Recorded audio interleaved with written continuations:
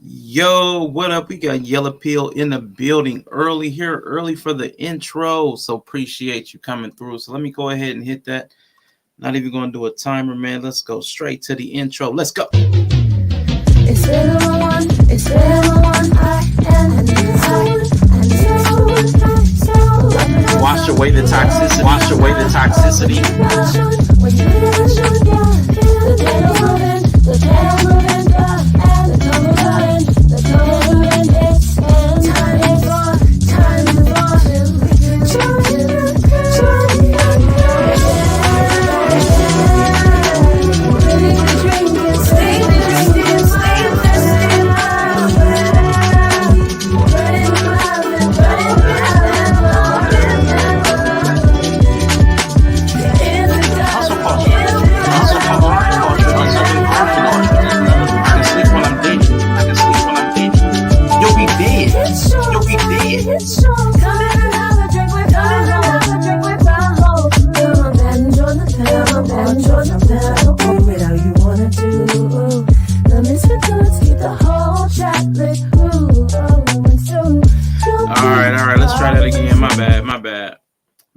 My bad. That's on me. It's been a long one, and I need someone so high. Wash away the toxicity. With no passion, and the candles moving, and the candles moving, and it's time for you to join the current. Here we go again. Critically drinking, stay thirsty, my friend. Burning the love and hope it never. If it does, Hustle and grind culture is another version of it. I can sleep when I'm dead. You'll be dead. it's showtime. Come in and have a drink with the whole crew. Come on then, join the panel or troll from the chat. Do it how you wanna do. The misfit thoughts keep the whole chat lit. And soon you'll be a part of it too. So come back again, my friend, or we'll come find you. Here we go again. What's up? Critically drinking, stay thirsty, my friend. Letting love and hope it never. If it does, oh, we'll be back again.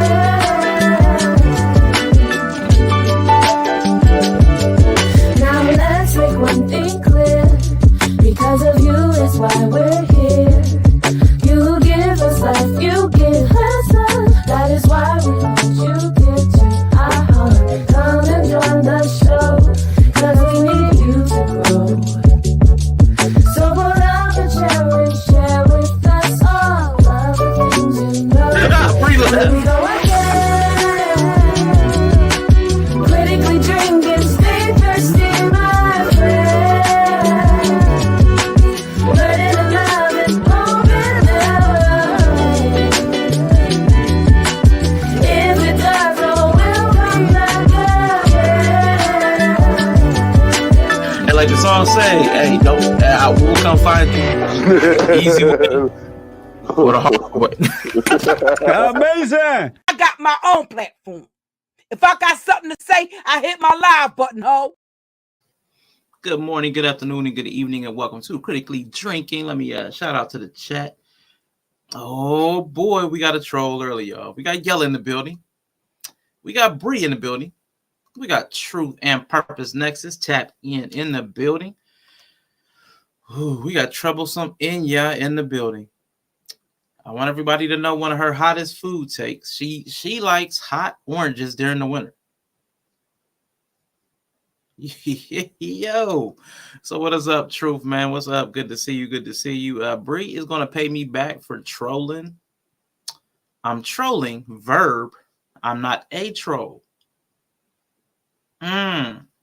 See the distinction there being that we're to assume that you're not trolling because you are a troll. A troll that's doing what troll does would be trolling. Trolololololling. But it's possible to be both. It is quite possible to be both. One does not negate the other. So you are trolling, and you also might be a troll. I'm just saying. Let's not fool ourselves. But everybody, what we're doing today, we are doing like a little bit of a cram session. Tomorrow I'll be doing a show with Kwai Bree about the dark triad. But Candid Ann did say she wanted to hear about consumerism. And we may do a separate show about consumerism. I want to tie the two together because I believe that the way our culture is set up is setting up the people. So the different things that are manifesting in people are directly influenced by consumerism, capitalism. Give me a quick second. I want to see something. Hold on. Wait a second. Nova, give me a minute. You might see something change. And bam. Cool. All right.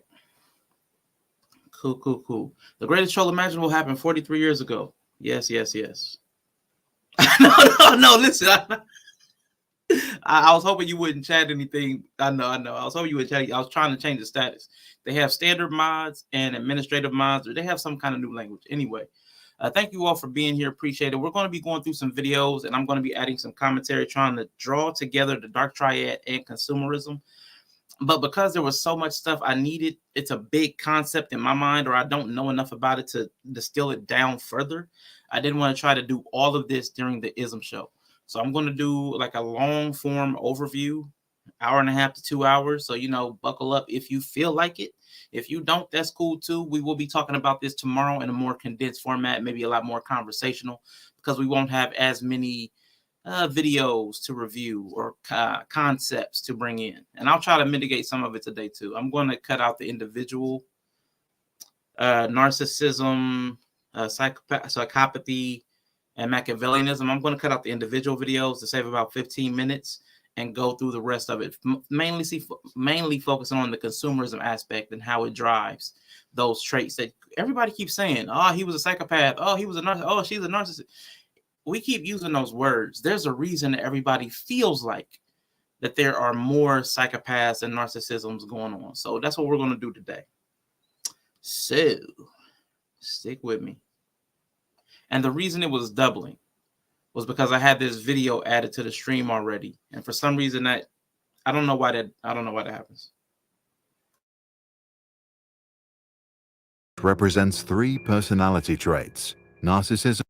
In psychology, the dark triad represents 3 personality traits: narcissism, psychopathy, and Machiavellianism.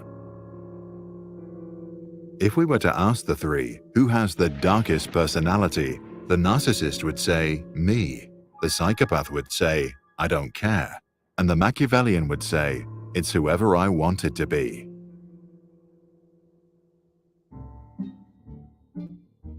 People scoring high on the 3 traits are more likely to commit crimes and create severe social problems in society, families, and organizations. This is why the research on the dark triad is used widely in law enforcement, psychology, and business. Here is an overview of what we know. The narcissist displays grandiosity, entitlement, and superiority, and wants nothing more than admiration. Once he gets what he wants, the narcissist is rarely interested in other people. When he does care, it's to enhance his status, which is why he likes to mingle with successful others. They seem as though they're completely in love with themselves, but at the root of their inflated egos are often deeply held feelings of inferiority. To protect their constructed self, they can never admit to being wrong, which is why they lie or blame others. Machiavellians are unprincipled, cold, and have a cynical view of other human beings. They like money, power, and winning, and they use manipulation to get what they want or exploit others. If manipulation doesn't work, they steal or betray. Those high on the spectrum believe it's better to be feared than being liked, and offend others as a strategy to control them. When you are a psychopath, You come across as cold, and others think you are scary. You also show little to no fear, act impulsively, and you enjoy mental thrills. Those high on the spectrum don't form any emotional bonds. The result is a complete lack of compassion. That means they have no problem being mean. If something terrible happens, they later often don't feel any remorse or guilt. The research tells us that men score significantly higher on all three compared to women. And while these three personalities are empirically distinct, they do overlap. Clinically, both narcissism and psychopathy are regarded as mental disorders, while Machiavellianism isn't. Whether nature or nurture is responsible for these traits has been somewhat answered by twin studies that show that narcissism and psychopathy have substantial genetic components. Machiavellianism seems to be less prevalent in pairs of twins. However, the environment also matters. A psychopath may not only pass down his genes, but influence a child by being a role model. A Machiavellian father shares with his son not only genetic material, but might also show him all his tricks. The son of a narcissist not only gets his dad's chromosomes, but may also experience his perfectionism. With the big five personality traits, also known as Ocean, the three correlate either positively or negatively. Narcissists and psychopaths are often open to new ideas and extroverted. Psychopaths and Machiavellians have low conscientiousness. All three personality types score low on agreeableness, and psychopaths are hardly neurotic. Whatever happens leaves them cold. An evolutionary explanation for these traits could be sexual strategy. Many of us pursue a slow life, invest in long-term relationships, have a few children, and spend time on parenting. Dark triad traits may have survived because they look to optimize a fast life. Their ancestors lived in an unpredictable and dangerous world.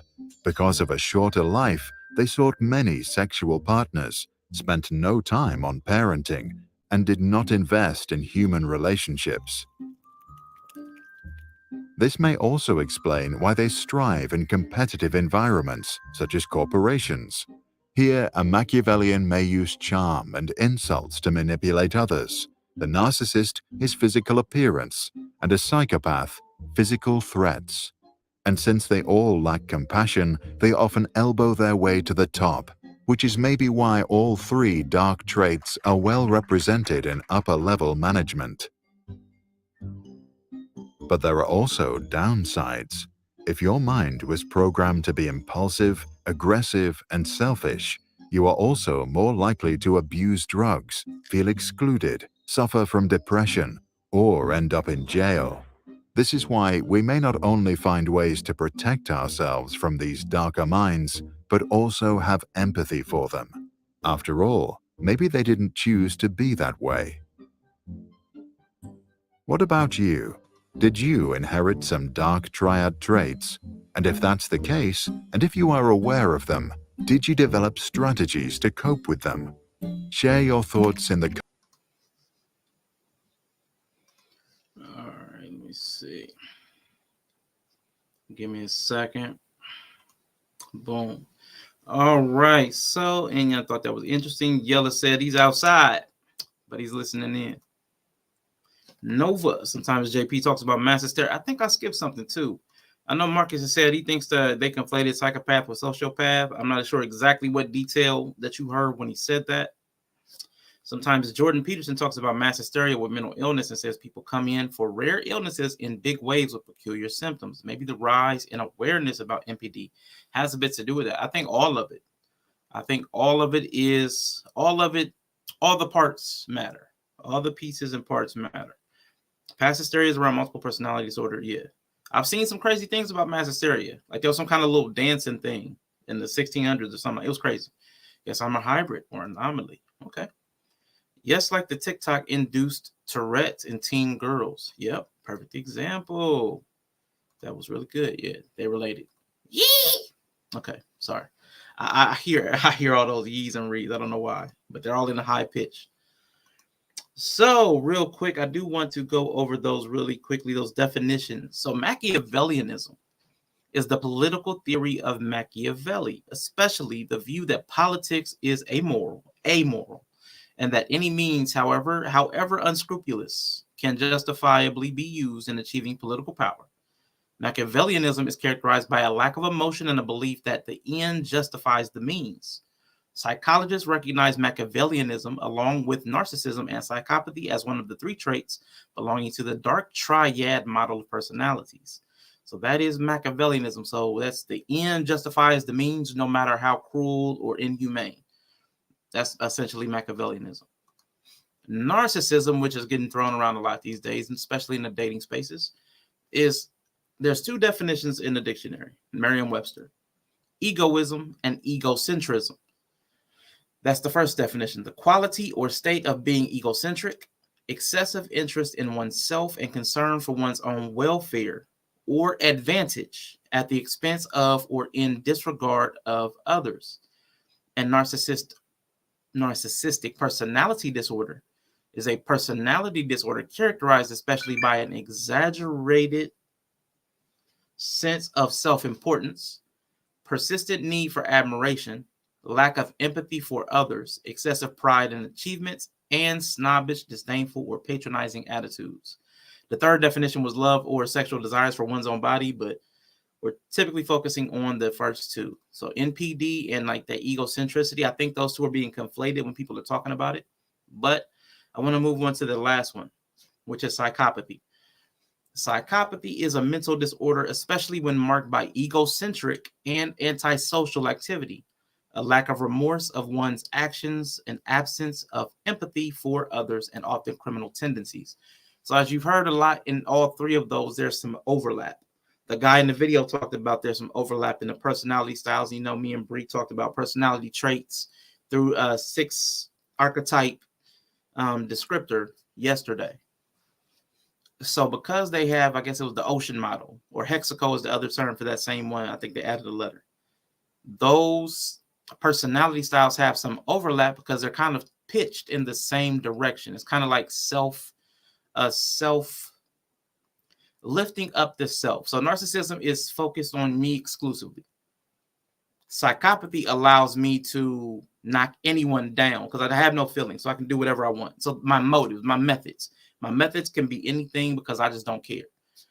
And then Machiavellianism is using whatever methods to get whatever you need. So all of them are kind of self-serving, except psychopathy is kind of like more about other people. I don't care about other people, which allows for the other two to be more pronounced.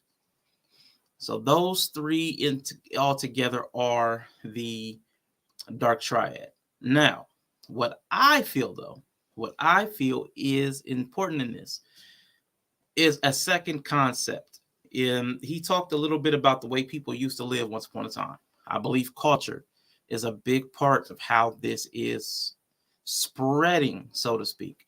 They talked about in another couple of videos that I have selected for tomorrow. It's not a large percentage of society that has diagnosed psychopathy or narcissism personality disorder. It's not a large degree at all. But we keep hearing those things because the people are identifying the traits of these, like the selfishness, the self-aggrandizement, the callous treatment of others, the inhumane treatment of others. Though they're taking those traits because they overlap and assuming that they're these things. But I would actually say it's the way people are being cultured, and I'm going to try to go about proving that today. Anybody that's familiar with, I guess, this channel or a lot of psychology, you've heard about Friedrich Nietzsche. You've heard about like God is dead, postmodernism, nihilism, existentialism. I know me and Bree have done the Ism show about that as well. There may be things about postmodernism is a lack of a lot of the former conventions. So we got Black Hearted with New Growth Old Soul. Thank you for being in the building. We got Reese and Neil, been a long time. Thank you for being here. We are doing a just to catch you up, anybody that came in after the video. Tomorrow I'm doing the Ism show with Kauai Bree. So we'll be here tomorrow, but I had a lot of videos to review to try to get the concept together. And either again, because it's either a big concept or I just don't have the knowledge to bring it down, to compact it. So we will be here tomorrow with a more condensed conversational overview, as opposed to kind of like the deeper dive I'm doing, because I'm trying to connect the dark triad of psychopathy, narcissism, and Machiavellianism with our current style of consumerism, capitalism culture. So that's what we are doing today. Just played a video that kind of summarized the dark triad. Beautifully animated speaks. Hello, hello. Good to see you. Good to see you. Hopefully you caught some of that recap. I was just explaining what we are doing today. So there will be quite a few more videos and some commentary in between, because I'll be trying to bridge these concepts. So we just went over the dark triad. And I'm talking a little bit about how in psychology they talk about from Friedrich Nietzsche, God is dead. That concept about is basically a summation of that concept is our reliance on religion and the church is in the past. So now people are now having to find their own meaning and purpose for their lives. They're not as reliant on God and the moral structure that religion provides. So when they say God is dead, that's kind of like an abstract of what I just explained. In this new age, when we talk about narcissism, it's saying essentially, I am the only thing that matters. I am the preeminent being. I am the central focus of my attention in my life. Psychopathy kind of says that you are nothing. I don't regard your humanity.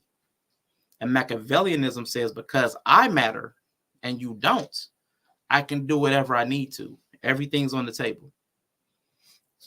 So now I'm going to make a case for why a flaw in the way we practice and culture consumerism is creating these three in specific. Why you're hearing narcissism thrown around so much, because the traits do align to the way people are behaving. I want to explain what consumerism is, and I'll play a brief video. Let me go ahead and capture that so I can have that ready. Oops. No, not you.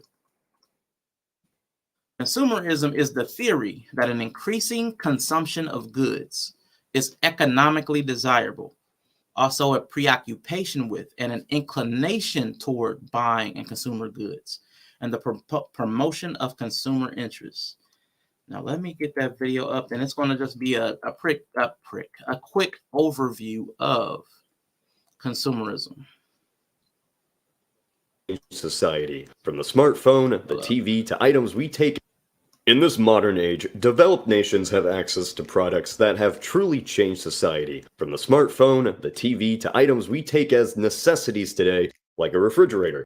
It can feel like the whole world is looking to what's next, a mentality based around buying that circulates everywhere. This idea is known as consumerism, the idea that buying items fulfills a purpose rather than just what's needed. This video doesn't intend to necessarily call out consumerism as an objective good or bad, but instead look to where its roots lie, where it is now, and what role it plays in modern life. Humanity always desires more, whether it be power, wealth, property, or just influence. Humans want more. This concept isn't new, as even in ancient times, some would have far more than others, usually based around positions in society. As society developed, the wealthy began to flaunt their wealth with possessions, fancy clothes, numerous spices, hiring servants, and so on. This was reserved for the top tiers of society until just a century ago, when the concepts of mass production and interchangeable parts allowed. Real quick, I just want to point out that he said this is fairly new, a century ago. Last 100 years of industrial revolution into the technological age.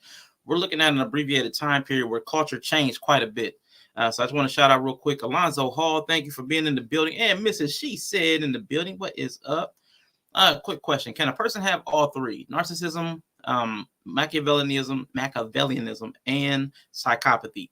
Yes. That's why they call it the dark triad. They typically run, I'm not going to say typically, they do run together because they're kind of closely aligned. Like that guy said in the other video, they have a lot of overlap if you're doing the personality model, Hexaco or Ocean. So they have a lot of overlap. And again, because they are kind of pushing they're all going towards the same thing. You getting the maximum of what you want at the expense of anybody else. So because all three share that same alignment, yes, you probably will see that. And clinicians talk about that. That's why they call it the dark triad, because they do come together. And we got red lipstick in the building. Hello, hello, hello. Get back to this video real quick. Give me a second. Even unskilled workers to produce high-quality products in bulk. The price of these goods became cheap enough that a quickly expanding middle class could soon purchase items once considered well out of reach. These new items developed a new mindset amongst both the middle class and upper class alike to always acquire more. For some context, before this expansion of consumerism, goods were purchased with specific intent. Whether this was to make work easier or a necessity to live, goods were purchased when needed and rarely more. As consumerism hit the mainstream, people desired new goods constantly. This concept was greatly explored by sociologist Thorstein Veblen. He created the idea of conspicuous consumption. That acquisition of expensive goods created the perception of wealth and success. A fancy watch, a new car, air conditioning, and more showed off that the owner must be well off. Clothes were not the only way to determine the success of a stranger. Now their possessions did all of the talking for them. As more people desired to be admired for possessions and the perception of success that came with it, they wanted to buy more. This made marketing teams' jobs far easier, as they could market towards the expanding middle class, making new, non-essential items seem like a must. The line between need and want begins to blur, and over the decades, consumerism becomes so ingrained in the human consciousness that it becomes hard to escape. As time went on, media and arts became commercialized using advertisements. As these industries, such as film, grew, so did the desire to put advertisements before and sometimes during them. An average TV show consists of around 9 minutes of advertisements for every 30 minutes, or around 30% of a program. As this becomes the new national pastime, so to speak, more brands become recognizable and develop an image. As more products become part of common knowledge, it made the idea of owning that product even more appealing. Marketing budgets began to surpass the actual production of the product, and eventually we arrived to where we are at today. Consumerism sounds pretty bad, right?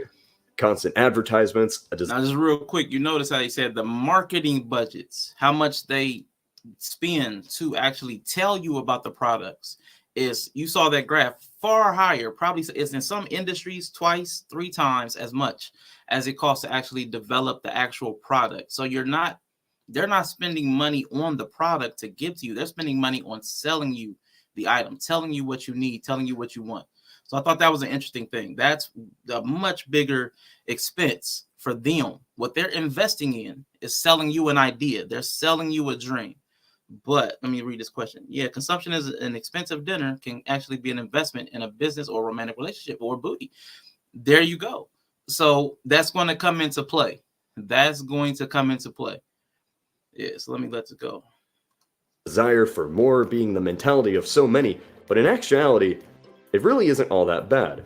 Without consumerism, companies lose a drive to compete with not just other companies, but the consumer's interest. Sometimes this involves making a better product, and sometimes it can allow a small creative mind to sell a product without everybody saying, "Why do I need this?" Consumerism gives merit to what some would see as pointless products, looking at you, smartwatch, while simultaneously giving those who want it the opportunity to buy it. Of course, the negatives of consumerism are apparent at every turn. Success isn't determined by how many cars you have or how big your TV is. It just shows how you choose to spend your money. Not always bad, not always good, but it's something you and I will just have to deal with. This is Cody. All right. Now, I think in that video, it's important. The big takeaways I want you to understand is like the culture that they talked about. It was more for the affluent aristocrats. They bought things. Things became a symbol of status. So things became a symbol of status. And now we've shifted from things as a need. Like you needed to, you kind of need to be able to store your food. So let's find a food storage device. Well, the food still goes bad. Well, let's find a way to refrigerate it. So those were like needs based. Now they're selling you a lot of things that you do not need. Like I said, the smartwatch. So now we've gone from needs-based economies to want-based economies, and they're spending more money on telling us what we want than creating what we need. So there's already an imbalance there of want versus need, and somebody's telling us what we want, and they're spending the money and investing in it and learning our psychology to tell us what it is we want. I want to pull up one more video, the first 5 minutes of this video real quick. Let me see. Because that is important to remember. Because that's a part of the culture. You saw, what did it say? 1/3 of all television programs are advertising. So even what you're doing for entertainment is 1/3 them telling you what you want to need in your life to improve it. And we're going to go over the stats of that too, because that's 1/3 of a half-hour program. We know a lot of people watch a lot more TV than a half an hour. Let me see.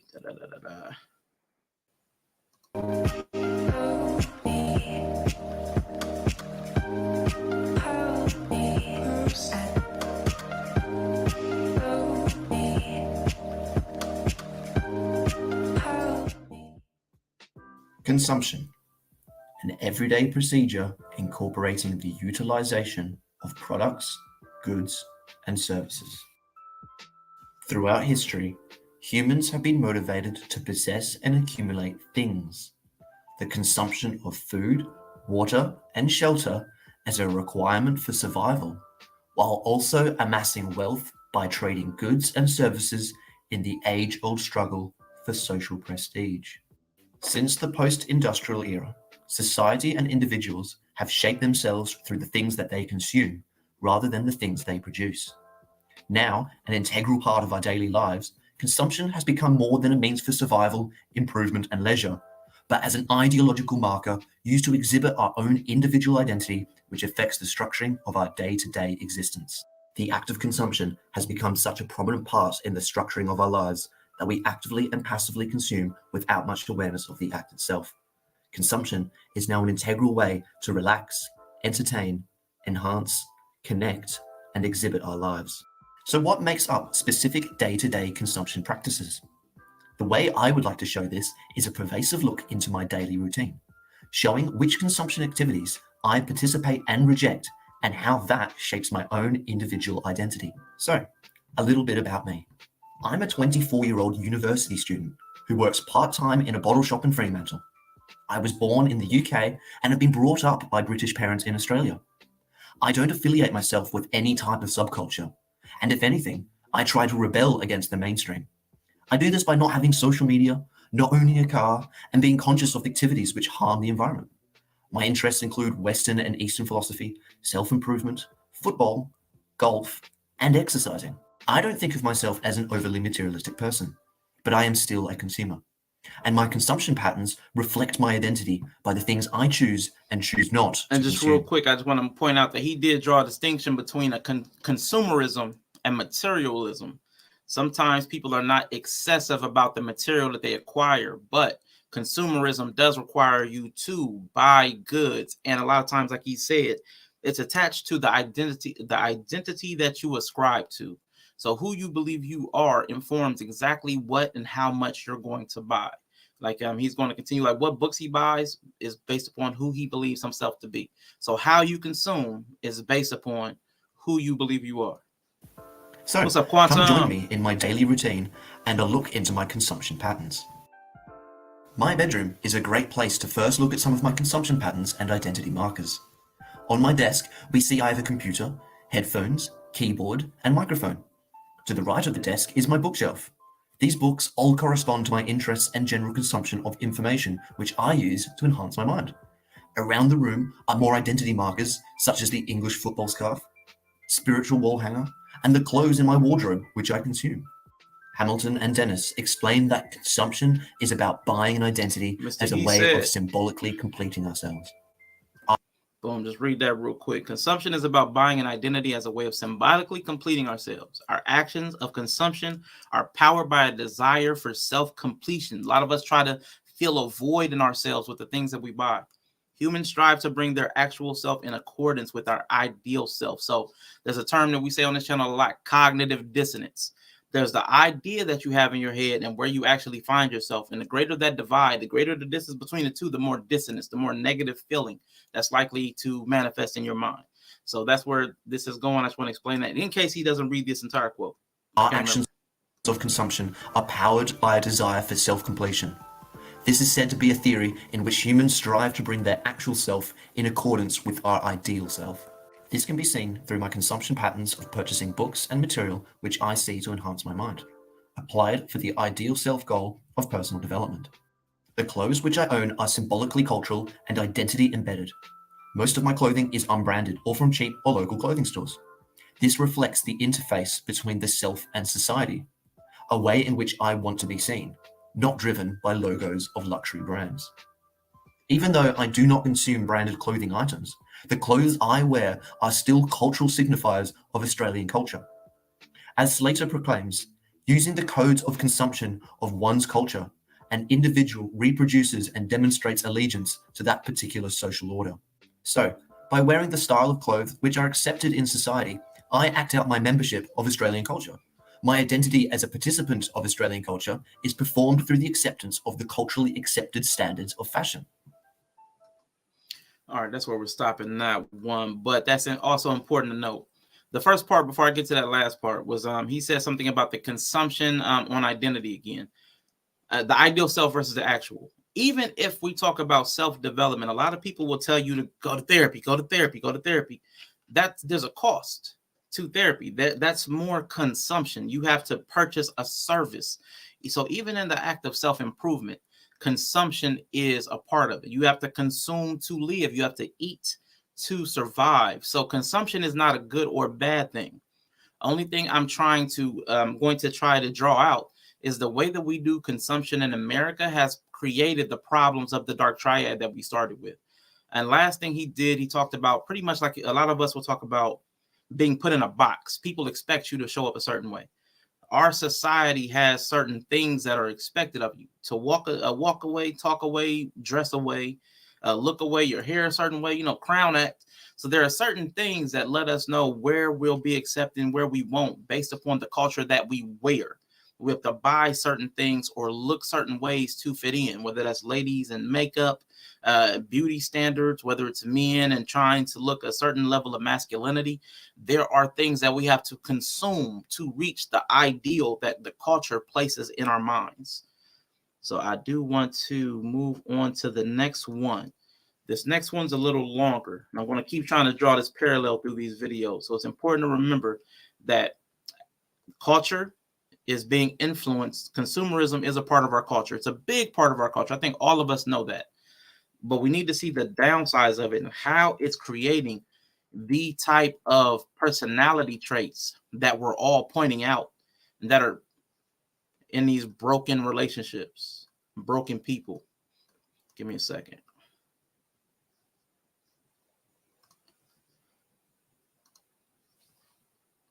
As each second.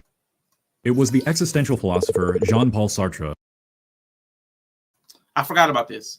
This guy is actually talking about Gen Z, but ignore that. The principles that he's talking about, the psychology, the philosophy, pay more attention to that because Gen Z are not the only people impacted by the psychology of consumerism. What's up, intellectual soapbox? That said, man is condemned to be free because once thrown into the world, he is responsible for everything he does. We are at the mercy of our freedom as each second passes by, and in many different cases, Generation Z is more free than any previous generation. So how could that possibly contribute to Gen Z's lack of purpose? And how did we even get to the point where our generation's defining characteristics are ones of nihilism and hopelessness? After some philosophical research, as well as my own observations and solutions, these are the questions that I'm going to attempt to answer in this video. Where it began, postmodernism. This is such a massive philosophy to try and explain in just one YouTube video, so please do forgive me if I misconvey an idea or I don't explain something properly. Postmodernism is a movement started in the late 20th century that denotes the shift from believing in one grand narrative or truth to life to multiple grand narratives. And again, just remember, I did mention about the postmodernism. It's a time after like you saw the church up there. Our values and our structure was determined by our churches, Catholic, Islam. A lot of people have gotten away with that. So postmodernism is like after the modern age. And we are in after the modern age, like the industrial age. We're behind that now. He's saying like everybody has a lot of different choices. Just that term, though, I know is new to a lot of people. So I wanted to tap on that. It fuels subjectivity, individualism, and most closely related to this video, an instability of meaning. We can break up the last couple thousand years into three stages: pre-modernism, modernism, and postmodernism. In pre-modernism, God was the truth. There was a central grand narrative, belief system, and ideal that the majority of the world followed, that governed their everyday life and thoughts. Then, with the development of the scientific method and scientific observation, modernism came in and kind of made God look a little less credible. It was then that the modernists said, science is how we will make progress and find truth, not God. Lastly, which is kind of the current era we live in, is postmodernism. Although some would argue we live in a more meta-modernistic or postmodern era, but that's not really important for this video. With the rise of media, the internet, and the globalization of knowledge through mass distribution, people started to think, well, maybe this whole God thing and this whole science thing doesn't really have too much credibility. Now the amount of differing opinions, beliefs, and ideals have been taken to a whole other level thanks to the internet age and the smartphone. With a simple Google search, you can gain access to every single philosophy, religion, or any other belief system you can think of in just a few short minutes. And because of this, there are a million different grand narratives which you can adopt. A million different truths that all seem to have a solution to your problems. So when this happens and you are constantly consuming information that conflicts with one another, it is up to you and only you to figure out what is the right information. In other words, you have the freedom to pick your own truth, and you start to realize that there is no one correct interpretation of reality. And when most real quick, this now we talked about it on this channel before, y'all. That's one of the problems with overload of information, like the choice paralysis. I can't remember. There's another term for information overload. So we have too many choices, too many truths, and people are already burdened in their everyday lives. So trying to sort through the big, grand, overarching meaning of life type decision, and everybody says they have the right way. Well, how do you figure that out when a lot of times we can't even figure out what we want for dinner? most people are given that opportunity, they become directionless. Because if everyone is right, then is anyone really right? What's the right information? What's the correct way of living? What's the meaning to all of this? We are supposed to figure that out for ourselves now. The ability to have freedom to believe in whatever you want to believe and create your own subjective truth is something quite incompatible with the human psyche, because we all crave to some degree in our lives meaning and certainty. And this is why I've said in a couple of my past videos that most people actually prefer to not think for themselves and like to be told what to do. Because most people prefer to not think for themselves and be told what to do. My God, sheeple. They call them sheeple now. The sheep, bots, NPCs, there's a lot of derogatory names for them. I've got a gleeful look on my face because I know we were talking about the shadow yesterday. My shadow is peeking out a little bit. I was just on Breeze Stream, and we were talking about this lady not wanting to make decisions. She was so happy and so much better when her husband started making all the decisions. I was like, But that just reminded me, there's a thing about offloading decision making. A lot of people are looking for that. But by doing so, we also turn over any authority, autonomy, agency, whichever word you use, for ourselves. We're giving up our freedom if we give over our choice. So that's an important thing to remember.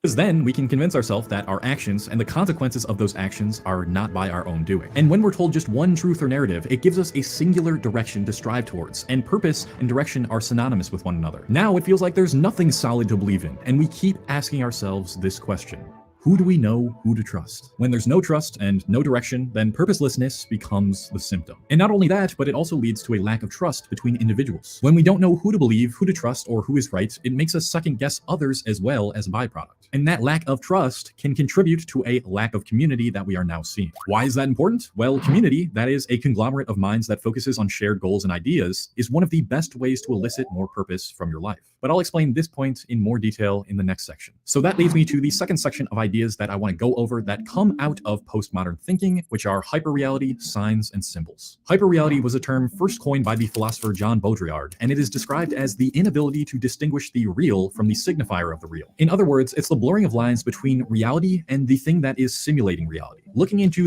Now, not to insult anybody, but I'm going to point out a demographic of the population. There's a term called gynophilia and androphilia, I believe. The thing, people that are attracted to the look of a woman or the look of a man, gyno and andro. We have a lot. I know. We have a lot of simulation. There are a lot of things that are simulated in this modern society because we have the technology to do so. I'm just putting that out there. We have a lot of filters. We got a lot of other things that can simulate and approximate being in a different demographic, skin lightening, skin darkening. So you can almost become almost anything you want to be with buying the certain products, buying certain services. So that is really important to understand that consumerism is getting to that hyper-realism where we're looking more for the symbols of things because there is no real thing anymore. And we're arguing about what is the real thing or a natural thing.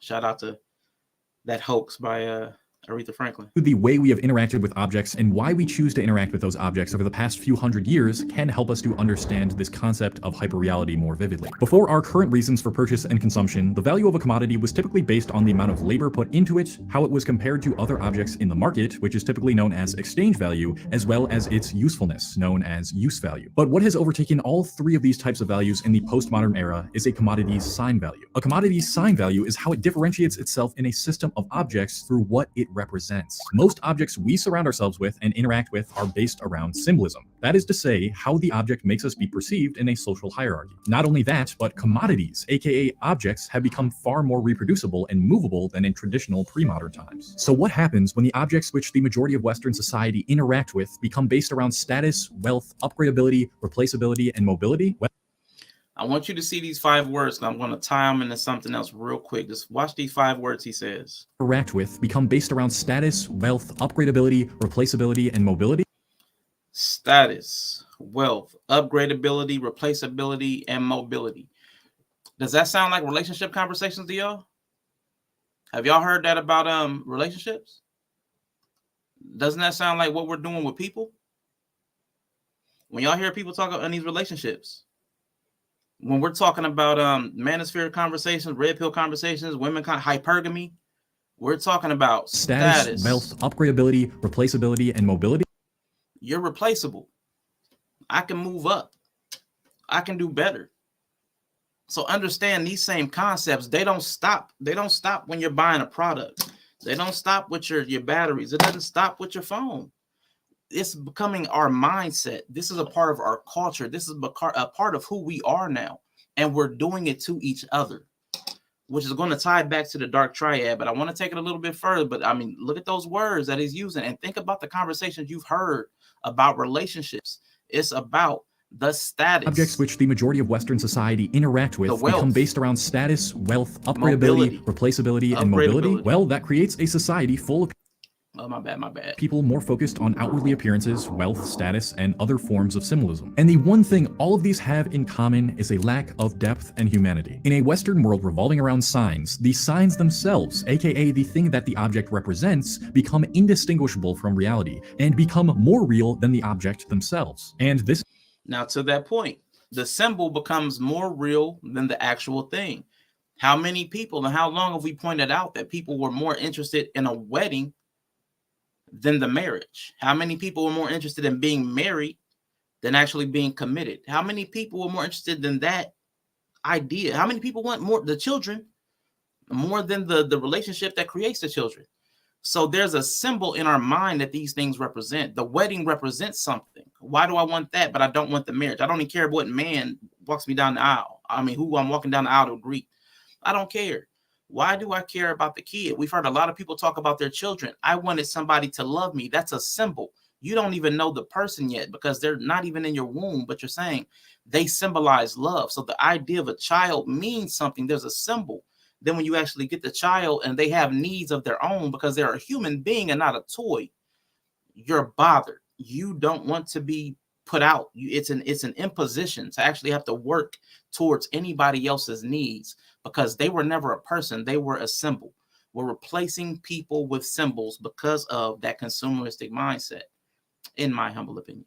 This has created what I brought up earlier, which is hyperreality. A really solid way this has been portrayed in the media is in the movie They Live. The protagonist of the movie has a pair of glasses which, when worn, shows him the ideology or the sign behind each object in his environment. You gonna pay for that or what? Look, buddy, I don't want no hassle today. When we buy a $120 Yeezy shirt, we aren't buying it because it's a particularly good shirt with high quality materials that take a long time to make. We buy it because of the story behind the brand, aka what that shirt represents and how it changes how people view us in the social hierarchy. And when we go on social media and we see content that highlights the most polarizing, controversial opinions and actions, we start to see that more and more in our reality. Would you rather snitch on the homies or cheat on your girlfriend? I can't snitch. No. I'm gonna have to cheat. The more that media becomes closer and closer to reality through technological advancement. So like he's saying, I can't snitch. I'd have to cheat. I will put the idea that I have to be loyal to my guys above my own personal character. So that's where people are going with this now. And we're perpetuating it with social media and other ways. Advancements, the more and more it actually affects reality itself, until what is real and the signifier of the real thing are no longer easily separated. Our world is now a world of easily replaceable and movable signs, and humans are treated and treat others as such. This transition to a hyper-real world has also been portrayed in movies like American Psycho, Taxi Driver, and Fight Club. And it's no wonder that young men, when watching these movies and seeing the main character— Now again, American Psycho, Taxi Driver, and Fight Club, people were they obviously had mental issues, but personalities can't help but say, he just like me for real. Objectification, consumerism, and overconsumption can be seen everywhere. What was once saved for overly dramatic portrayals in media has now seeped into everyday life. And a symptom of that, like I stated earlier, is a lack of depth due to a heavier focus on appearances and status. So why is this important in relation to purpose? Well, this way of functioning and interacting with the world is not natural. Our world is starting to reflect the internet more and more due to the fact that people spend just about half their days on their phone, meaning half of their reality is spent in an online realm. People's expectations and interests in real life are now being shaped by algorithms and artificial intelligence. That is the very definition of hyperreality. This is where I must correct something that I said in my Rise of Incels video. Throughout that video, I constantly referred back to the fact that the online world and social media are not real life, but they are starting to become real life more and more. Everyone's expectations for a partner are much higher than ever thanks to not reality, aka social media, which highlights the most attractive people because humans are more attracted to viewing content such as that. And the natural inclination we all have to compare ourselves to other people's highlights and the most attractive people in the world makes people think their reality should look like other people's highlights. And so people try to optimize their reality to make their lives as romanticized, materialistic, and appearance-based as possible. Okay, so peep that algorithm. You're trying to compare your everyday life, the baseline, to other people's highlights. Comparison is a thief of joy for that very reason, because you're only comparing yourself to the highlights of somebody else, which is already an imbalance that you're setting up in your mind. That's the imbalance that I'm going to point to that sets up the dark triad traits.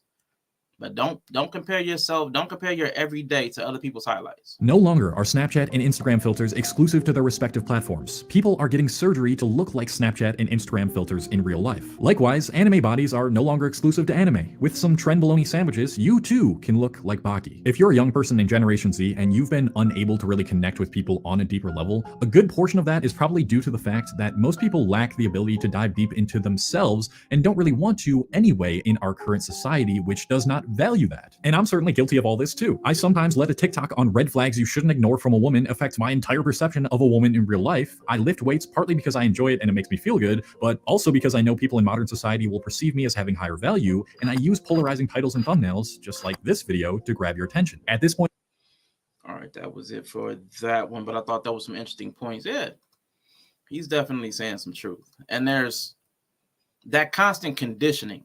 Like he said, we're spending a lot of time on devices. We're spending a lot of time consuming content. Things are going in our eyes and in our ears quite a bit. I want to bring up a blah, blah, blah. This thing, that. Let me find this. Where is it at? Give me a second. It was on the desktop. But yeah, what y'all think so far? Y'all kind of catching where I'm going with it? Boom, let me put that over here. I don't know if I'll be able to make that bigger, but let's try this out. All right, cool. I will try to make this bigger, but let me see. All right. Now I need to scroll. Oh, no, not that. Dang it. See, I tried to go. I need a way to scroll up. And there we go. All right. So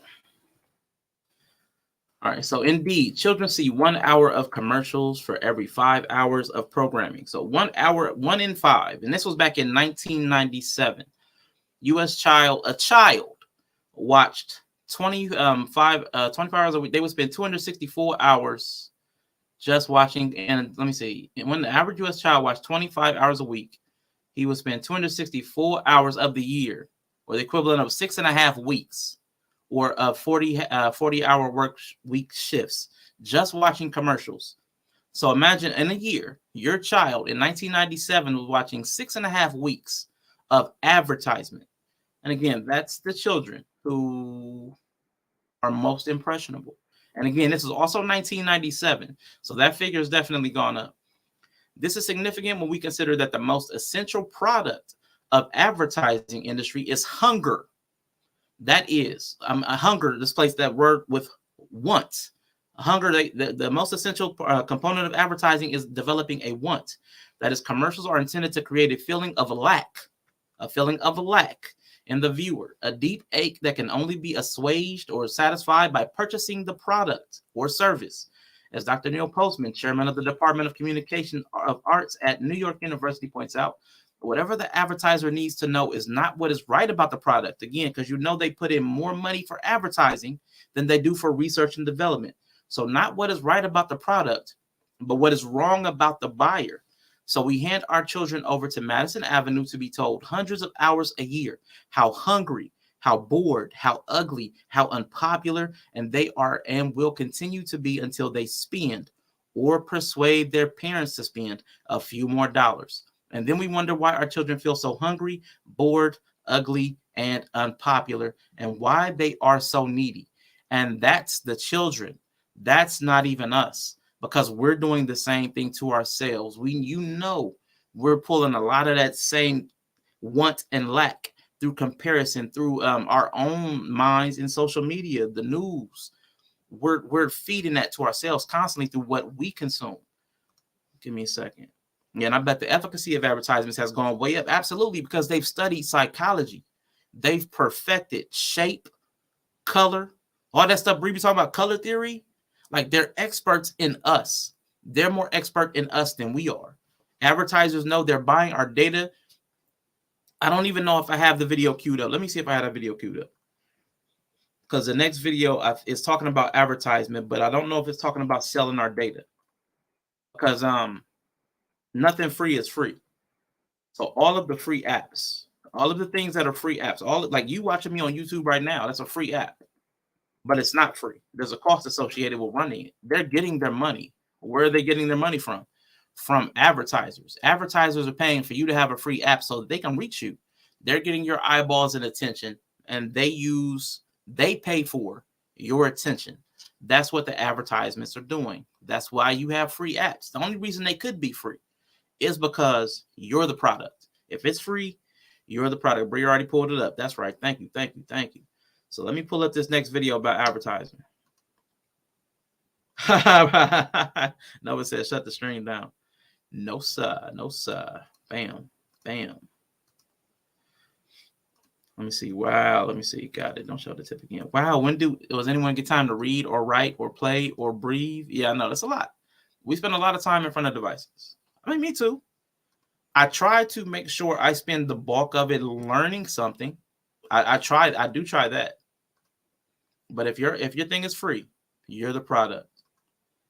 Yeah, cue an ad. Yeah, there's somebody, there's an ad. Somebody's got an ad right now. Guarantee you. But let me hit this advertisement video. It's already up. I just need to go back to the beginning. This one's only about 3.5 minutes. Advertising is everywhere. In what you read, what you watch, what you eat, what you wear. They're in the sky. They're on the ground. They're in the water. Our economy thrives on you buying more and more and more, even though you don't need any more. And, oh yeah, you're in debt. The goal of advertising is simple. Get you to buy a product, to make you say, yes, I want this, I need this. I just had to pause that real quick because I didn't even consider that point. And we're in debt. The country and the individual people are up to our ears in debt. Like, at least the government can print money. We're stuck with the debt. Oh my God. Anyway. My life will be better with this retro cowbell dispenser, but a mason jar too. That is adorable. This is the mug that won't fall over. Watch this. It fell. We wanted to learn how advertisers capture our attention and get us to buy stuff we don't even really need. So we turned to Jonas Sachs, an advertising executive and co-founder of Free Range Studios, to explain a few ways brands get into our heads. How do ads tell us who we are or tell us who we should be? We see 3,500 of them a day. And the majority of them basically tell us you suck. And if you don't buy this product, you're not going to be rich enough, smart enough, hot enough. And so we walk around being told 3,500 times a day how deficient and lame we are. Remember that, how deficient and lame we are. The number one most shared advertisement on YouTube of all time is that Dove Real Beauty Sketches ad. They make the Real Beauty Sketches. It's all about how women are so much more beautiful than they think they are through this stunt of the police artist who's sketching them. Tell me about your hair. They make a picture of what they think they look like versus what a stranger thinks. Kind of have a fat, rounder face. People are saying, listen, they're reaching hundreds of millions of people with a positive message about beauty. People want to share it because they say, oh, those are my values. That's my idea. And then you start buying the soap because you share those values. Baby, you don't know what it's like to love somebody. So this is one of those classic shop therapy ads. That, parenthood is hard, drinking Coke is easy. You need to speak to people on the level of identity, you need to speak to people on the level of emotion. There are millions of people who are going to sit there and be like, yeah, that's my truth. That's it. It's totally me. Thanks, Coke. Why use Beckham? Advertisements tell you not that this product does this thing, it's that people like this use this product. If you want to be like these kind of people, use this product and you're instantly one of them. So, we all want heroes in our lives and we want to know how to be more like those heroes. And, watching sports and watching movies that these guys are in, we don't necessarily know how to be more like them, but advertisements tell us how to be. Are you up for whatever? Don't answer. Grab a Bud Light and show it. Try new things. Make new friends. I mean, it's all just crafted around creating a gap. You don't have enough, you don't have what's right. It's not necessarily even that the audience are sitting at home and saying, oh man, I need to spend more time in the club. It's like they're saying everybody else is in the club and why aren't you there? So advertising is just a constant fear of missing out. There's a huge amount of that. Wow, advertisers are like crappy friends. They make us feel needy, ugly, and uncool, but we keep them around anyway. This is a beautiful moment. Sure could use a Coke. Man, absolutely. There is a problem. That was actually the last video. Cool. So I'm almost done. This whole thing is causing people to be insecure in ya. It is causing people to be insecure. And ads are cheesy, but they must work. And I'm going to tell you, Bree, these are people that have studied our psychology and our buying habits, shopping habits, how much time we spend and where we spend it. They're studied, so they're effective. But I'm going to tell you how somebody that's ineffective can even advertise. I shared a video in Discord. I think Bree saw it. Yeah, I'm pretty sure. It was Bree and Candida and both saw it. There was a guy who could not form sentences, who said he needed a woman. Again, he also a virgin. He never had a relationship. But he said he needed a woman who did not have any children, and all the women he meets are masculine. That's advertising.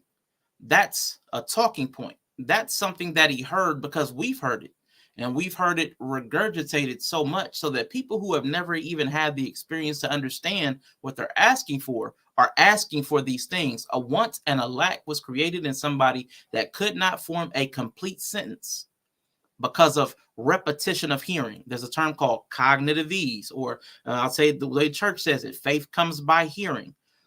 Either way you look at it, the more we hear something, the more likely it is for us to accept and believe it to be true. So they pay for all those hours of advertising because if they tell you enough times, you'll start to believe it yourself. You'll start to believe it yourself. I believe Reeboks would make me run faster. I was bamboozled and didn't run at all. And yeah, I bought some Reebok pumps.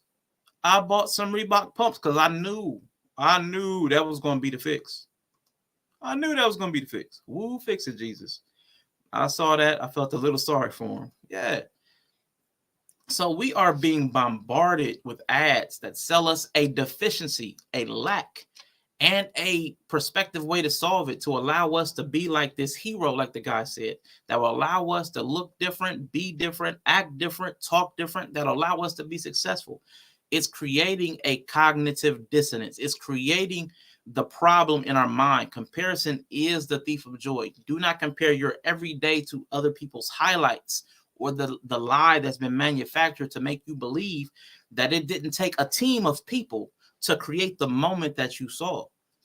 The effects of which of these advertisements have been studied to have been more impactful. And you see how many hours in 1997 kids were spending in front of devices and in front of advertisements, which are even worse now. So it's also more influential on women who are more open-minded, more agreeable, and tend towards social currency. They desire social status. So we're seeing traits that were long considered male natures, like that guy that talks about masculine tendencies. Male nature, because only men could exhibit those behaviors, because, you know, we talk about the patriarchy. Some of those behaviors, like the aggression, the neuroticism, some of those negative traits are popping up more in women and children.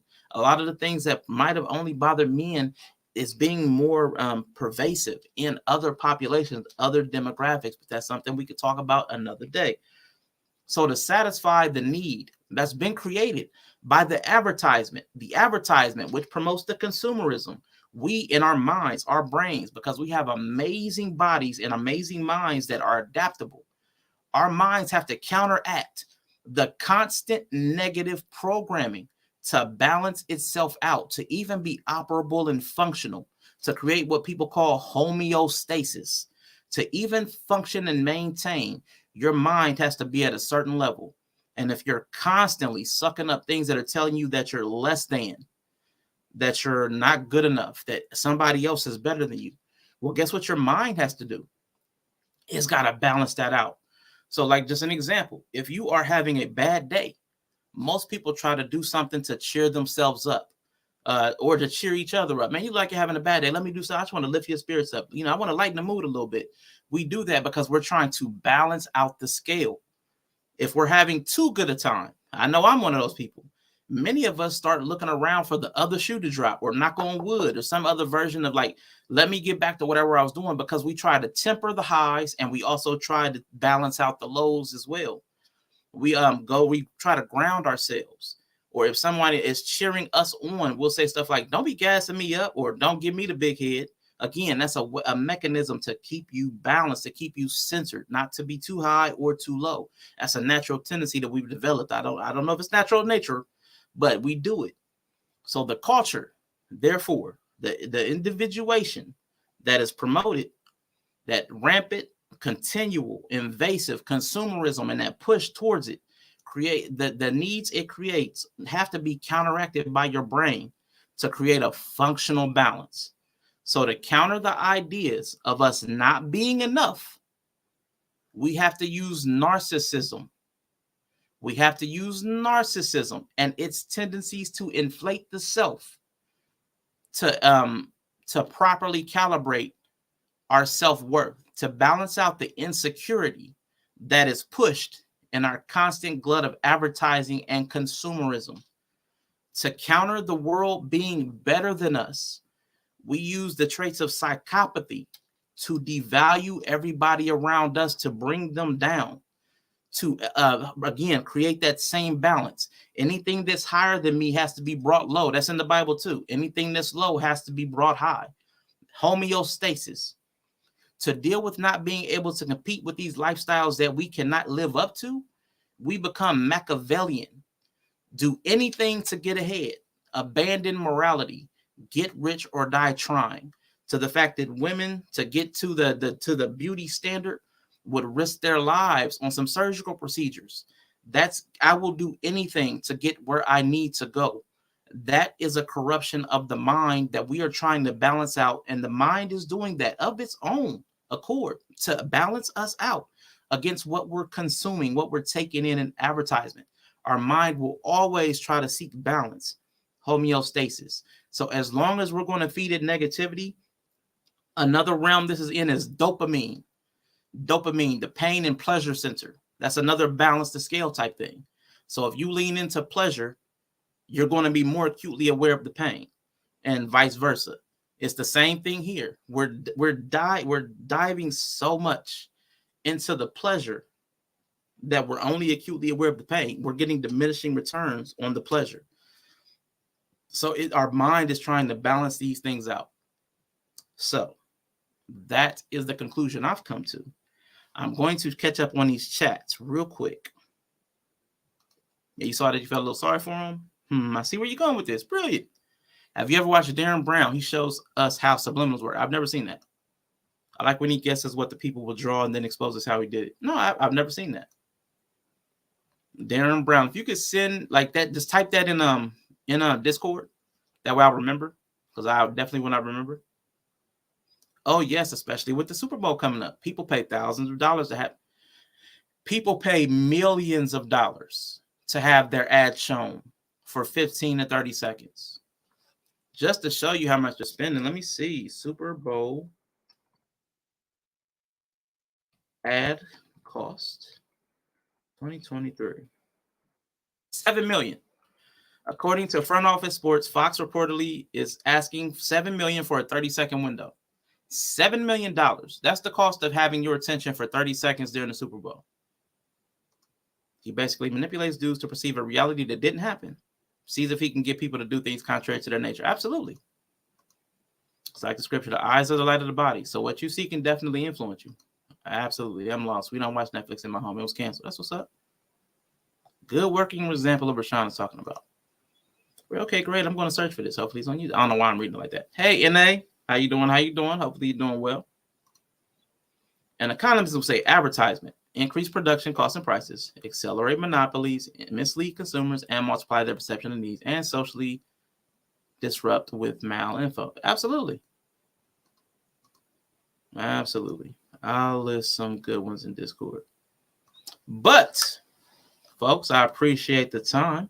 Yeah, thank you, Don. Thank you.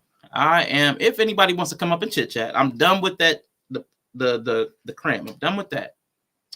But if anybody wants to come up and chit chat for a minute about what we talked about or something else entirely, but I wanted to get that out so that it would not have to, all those videos didn't have to be played tomorrow. I didn't want to try to play all those videos tomorrow and try to have a discussion. Yes, $7 million for 30 seconds. 30 seconds. In a 4.5-hour program, which of course, again, 1/3 of it will be advertising.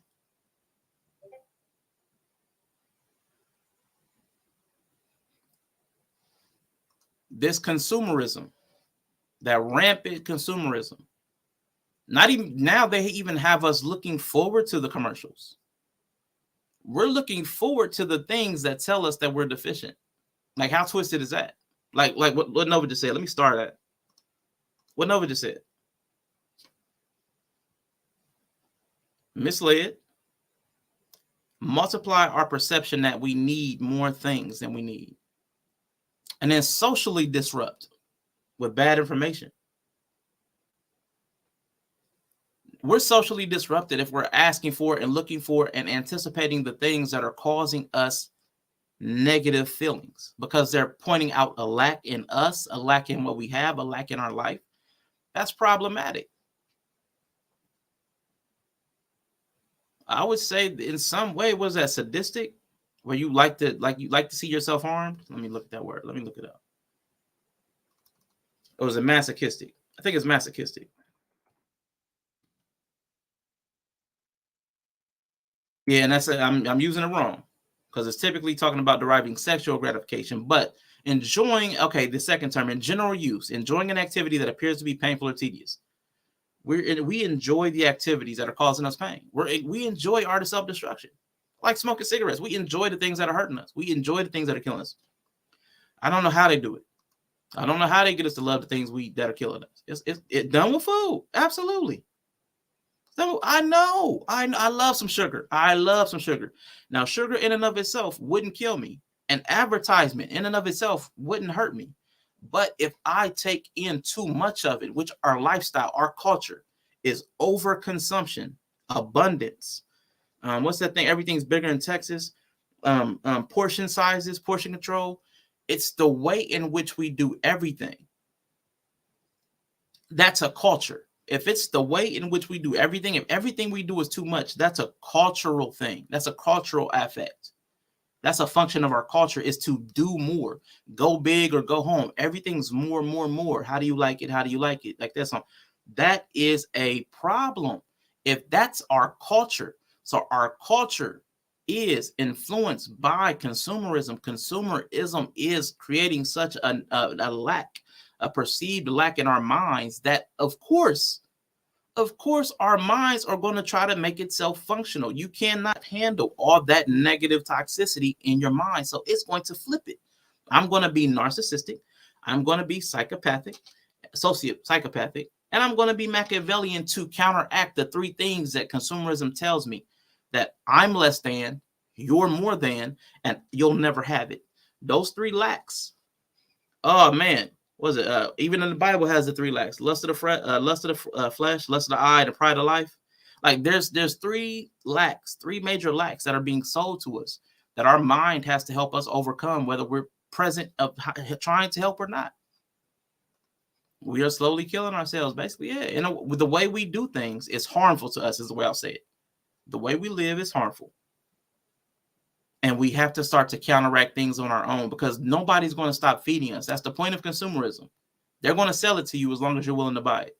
They're not going to stop. There's no morality. That's Machiavellian. There's no morality to it.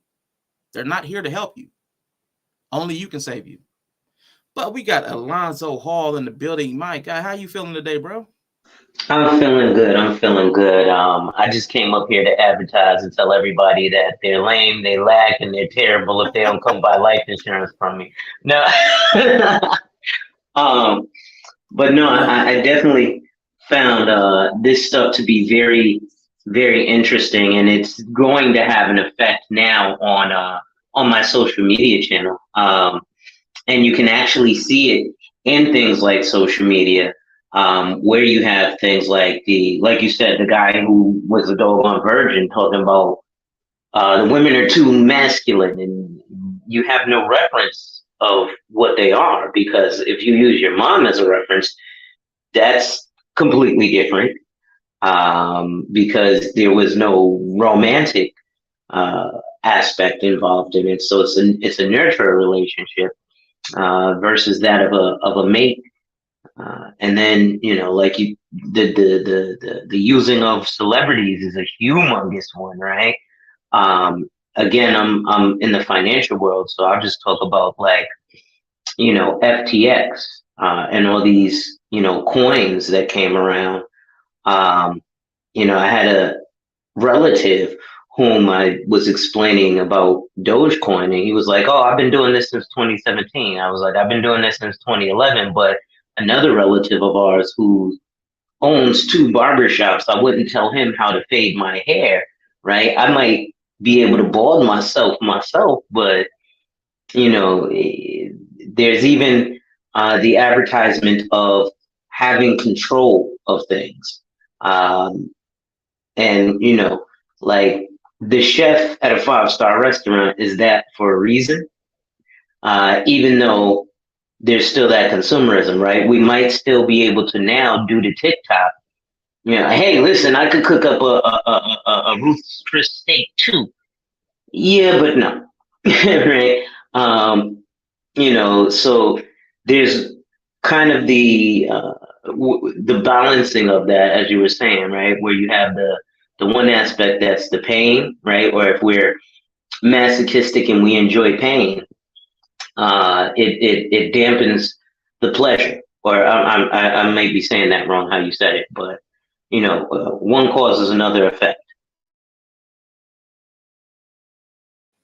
Yes, sir. Not definitely. I agree. I'm not saying any of that to say that I've mastered any of that at all. I'm just saying that I've become aware to a certain degree that how much of my life was under control of like automation. I was automatically triggered to want certain things or feel certain ways by the inputs that society gave me, that advertising that we allow into our lives.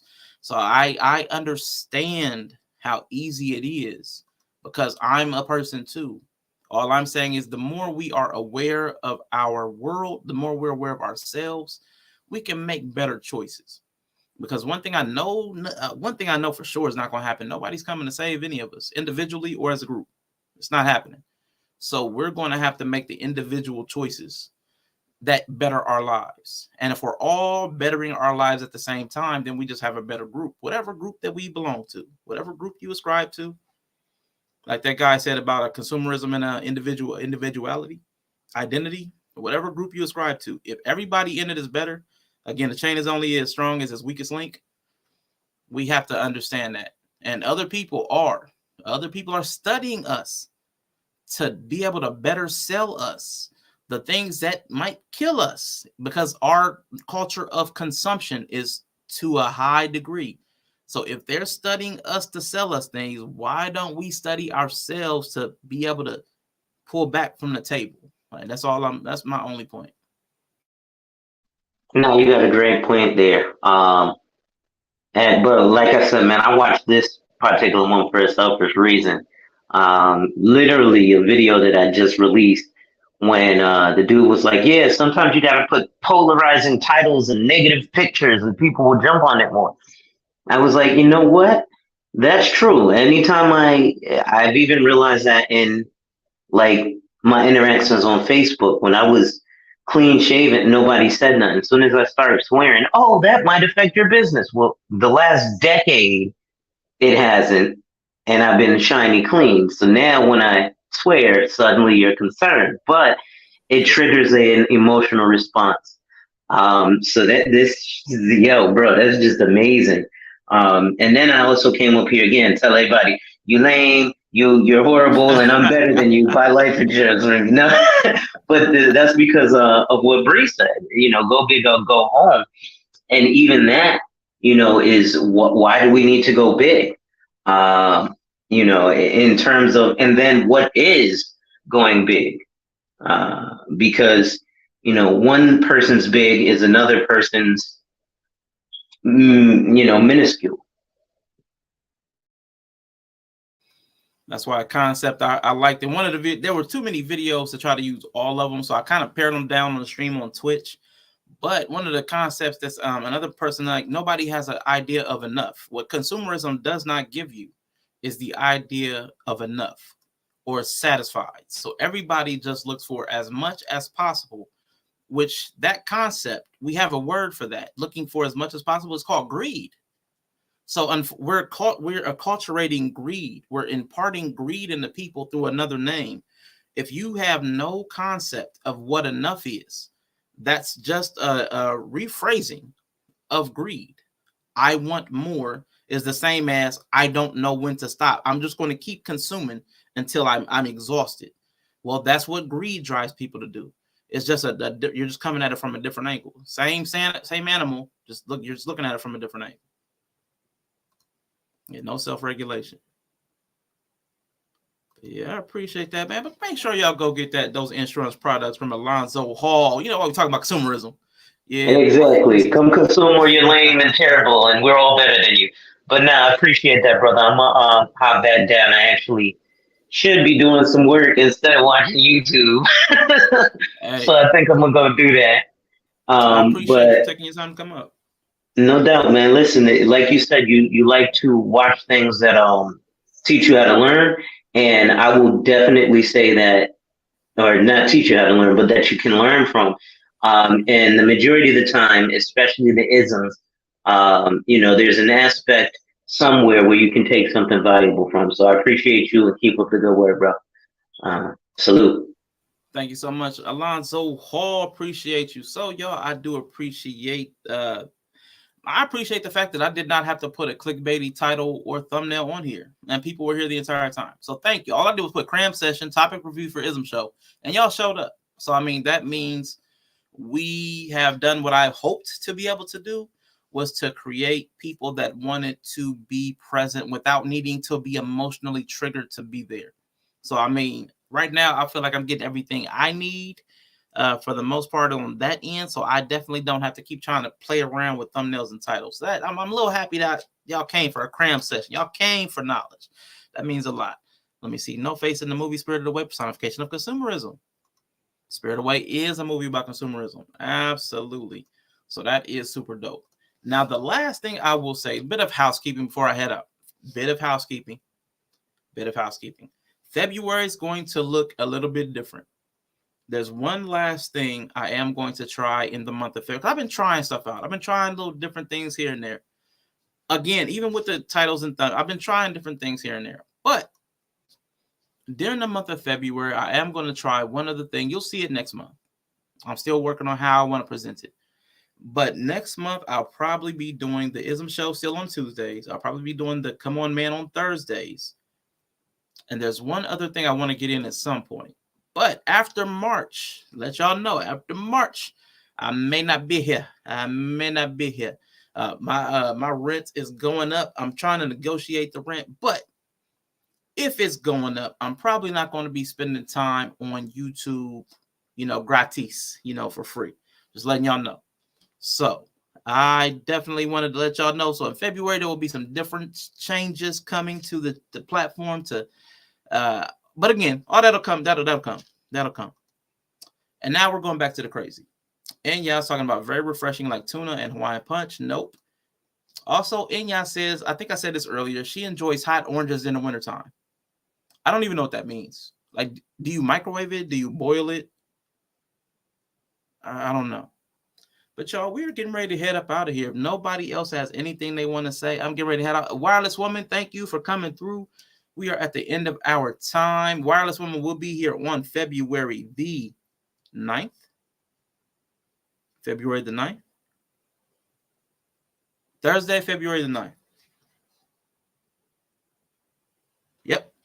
That's it at 8 p.m. Eastern. So we'll be having a conversation because welcome to my life room was tripping, but I own mine. That's what's up. That's what's up. I'm not really on that path. I've made a lot of bad decisions over my life, like consumerism. I've been a poor consumer, poor steward of finances, time, attention, all of that stuff. But I'm willing to tell y'all the truth.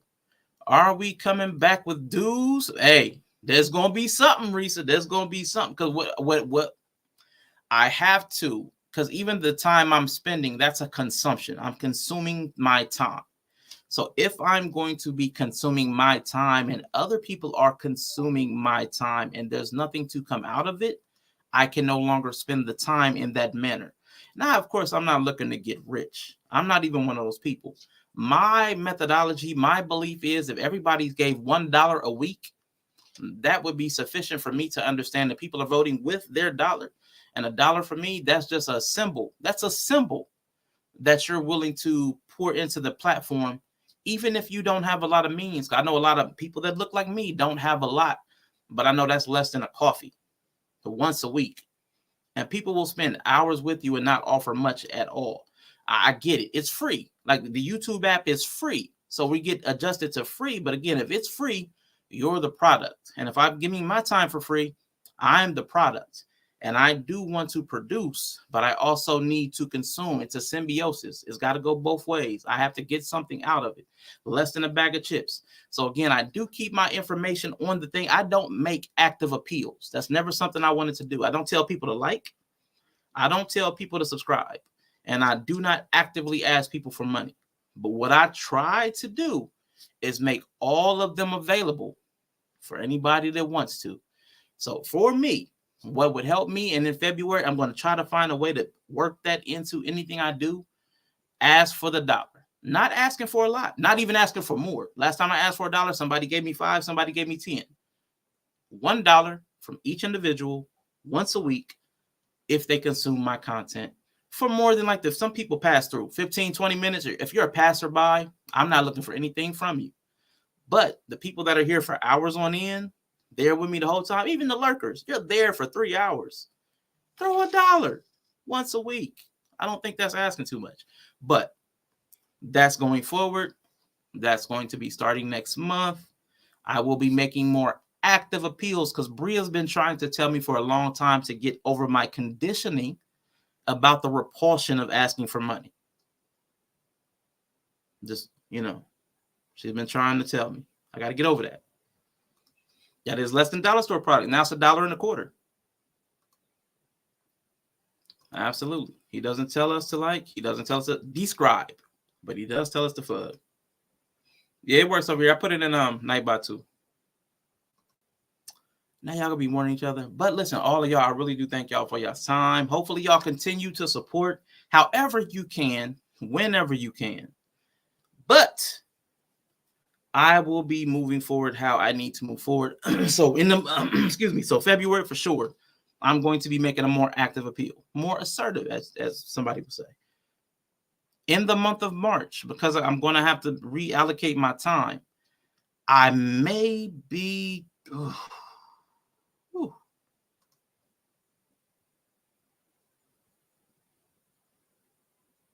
Hey, man, people quick to jump the gun on Austin Holloman and Andrew Tate because the cloud is real or just don't like what a guy says and clearly crucify the ones who will be sheep. I'm not sure what that means. But whoever understands it, what did Jesus say? Whoever has an ear to hear, let them hear. Whoever understands it, let them understand it. But yeah, y'all. So March may be my deadline. Just letting y'all know. I hope all of y'all have a wonderful rest of your day. We will be back here tomorrow for the Ism Show, 3 p.m. Eastern. Anybody that wants to be present, please do. Please keep us busy in the chat. We'll be having a conversation. There'll be a couple more videos. You know, there will be a couple more videos. I want to go more in depth on the Machiavellian, the narcissism, and the psychopathy.